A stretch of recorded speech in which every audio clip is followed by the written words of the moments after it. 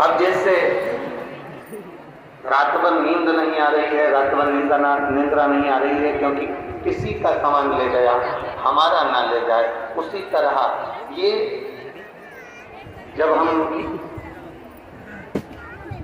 एक विचार करिएगा, चोर आया, रात्रि को आया, मोहल्ले में आया और पूरे मोहल्ले में नींद उड़ गई कि ये लेकर ना चले जाए।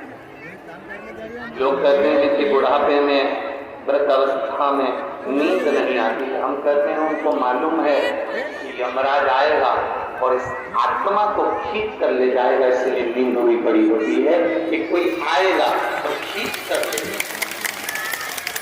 निंद्रा कहाँ है? अंत समय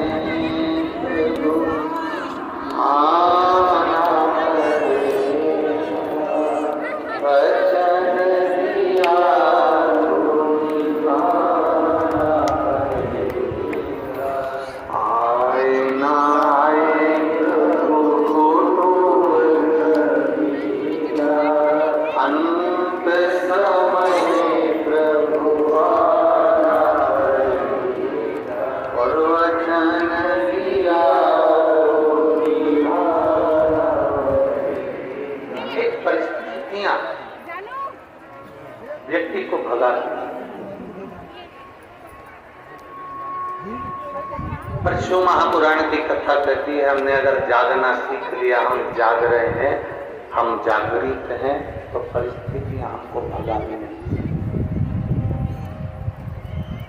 आप अगर शिव के मंदिर जा रहे हो, एक लोटा जल चढ़ा रहे हो, शंकर का गुणगान कर रहे हो, शिव भक्ति में रमे हुए हो, शंकर के स्मरण में रमे हुए हो, शिव की भक्ति में कुछ नहीं कर रहे, केवल उसके मंदिर में जाकर झाड़ू लगा दे रहे हो, पोछा लगा दे रहे हो, सेवा कर दे रहे हो, उसमें भी आपकी शिव भक्ति रमी है, तो इतना जानना कि एक कोई अगर किसी सेठ के यहाँ पर काम करता है, बहुत दिनों तक काम करता है, तो सेठ की दृष्टि में वो आ जाता है, तो उसके घर में जब शादी आती है, किसी सेवक के घर में, किसी चाकर के घर में, किसी नौकर के घर में जब शादी आती है, तो निकाल कर थोड़ा सा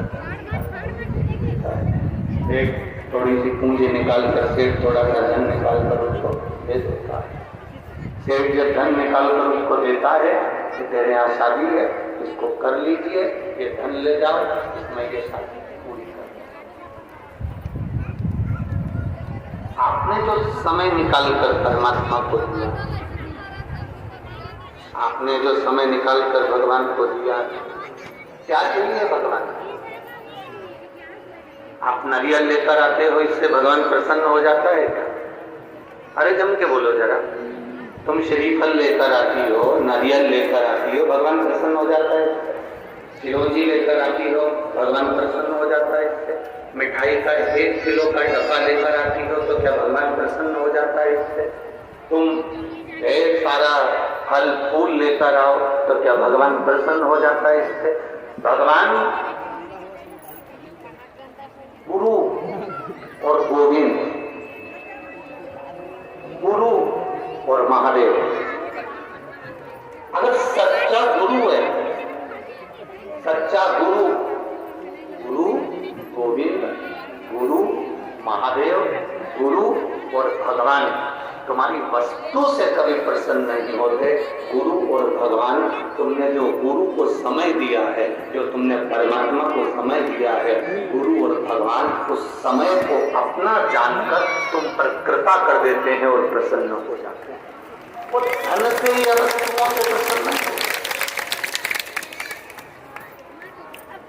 वो धन और वस्तुओं की प्रसन्नता उसकी नहीं। हम भगवान को अगर समय दे रहे हैं, आज आप लोग यहाँ पर आए हो, पूरी चैनल वाले, तो क्या हम कहें लोगों को बोलेंगे कि ये रोड पर आप लोग बैठे हुए, पूरी रोड पर लोग बैठे हैं, यहाँ से लगभग आधा किलोमीटर दूर तक ऐसे चले जाओ और आधा पौन किलोमीटर 1 किलोमीटर दूर तक इधर चले जाओ, जितने लोग पंडाल के अंदर बैठे हैं उससे ज्यादा पूरी रोडों पर लोग चारों तरफ की रोडों पर बैठे हुए हैं। इतना भक्त चारों तरफ की रोड को छोड़ दो, छोटी छोटी गलियां जिसमें माइक की आवाज भी नहीं जा रही होगी, उस गलियों में भी लोग बैठे हुए। जिस गलियों में गाड़ियां नहीं घुस पाती उसमें लोग भक्त उसमें बैठकर कथा।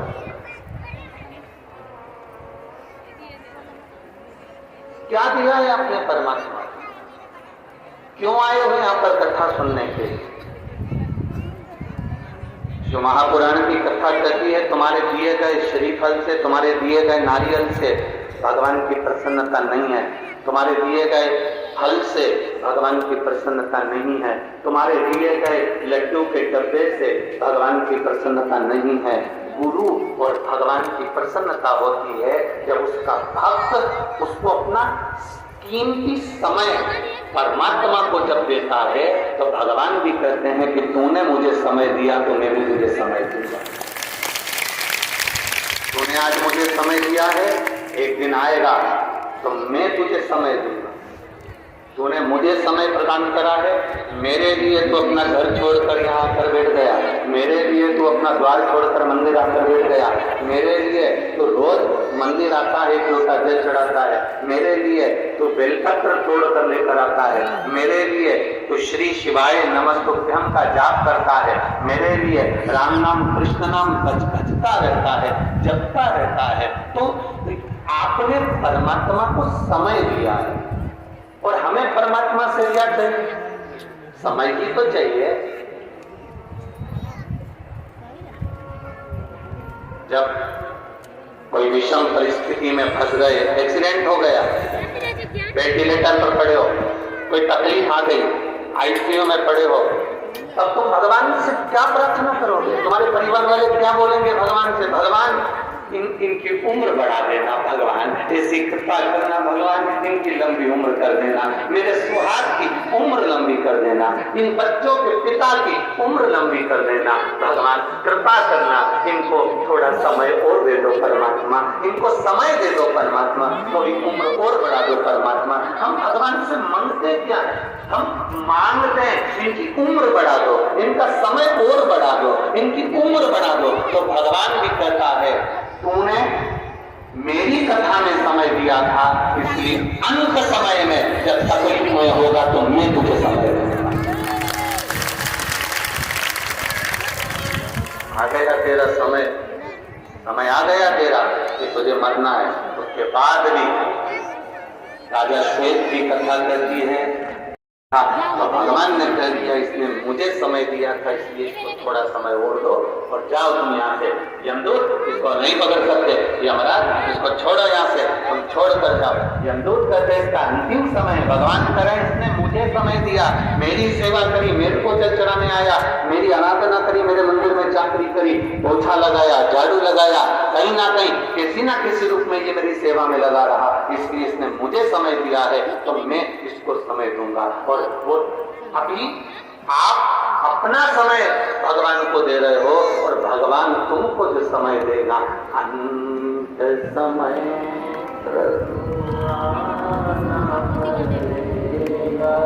वचन किया तो निभाना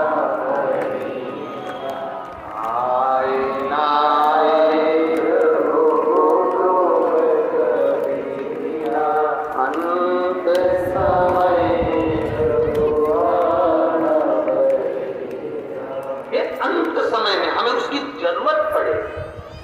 तुम्हारे मामा जी, तुम्हारे काका जी, तुम्हारी बुआ जी, तुम्हारे फूफा जी, तुम्हारे जीजा जी, तुम्हारी जीजी, तुम्हारा बेटा, तुम्हारी बहू, तुम्हारा पोता, तुम्हारी पोती, तुम्हारा नाती, तुम्हारा पंती, तुम्हारा रिश्तेदार, जितना भी है ना, जिसको तुम समय दे रहे हो ना, ये तुम्हारे काम आखिरी में नहीं आएंगे। वेंटिलेटर पर जब पड़े रहोगे इन सबको डॉक्टर बाहर निकाल देगा, सबको।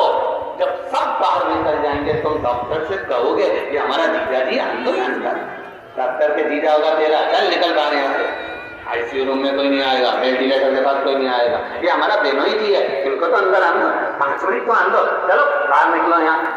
उस अंत की घड़ी में, उस वेंटिलेटर की घड़ी में, उस दुख की घड़ी में कोई नहीं आएगा। तो दुख की घड़ी में तब मेरा देवाधिदेव महादेव जिसको तुमने समय दिया है वो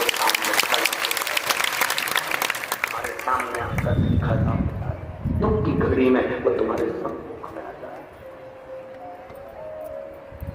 एक पत्र आया है, शंभू